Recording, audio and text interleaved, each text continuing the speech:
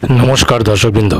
आज सुप्रीम कोर्टे 2016 एसएलएसटी योग्य एवं अयोग्य शिक्षक शिक्षिकाদের বিষয়ে যে মামলা চলছে তার শুনানি ছিল এবং সেই মামলার শুনানিতে প্রধান বিচারপতি চন্দ্রচূড় একটা বিশেষ মন্তব্য করেছেন। সেই বিশেষ মন্তব্যটি আমি আপনাদের সঙ্গে শেয়ার করছি।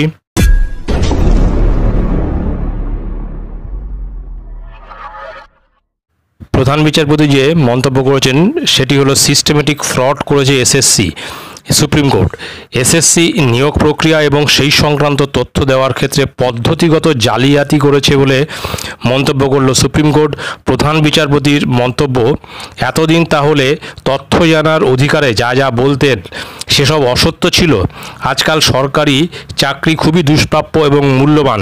এই সব দেখে তো সরকারি চাকরির প্রতি বিশ্বাস চলে যাবে। এখনও সমাজের পিছিয়ে পড়া অংশের মানুষ নিজের সন্তানদের সরকারি চাকরি হবে ভেবে আশায় থাকেন। অর্থাৎ এই যে মূল্যবান যে মন্তব্য বা বক্তব্য যেটাই হোক না কেন, এটি কিন্তু করেছেন প্রধান বিচারপতি জাস্টিস চন্দ্রচূড়।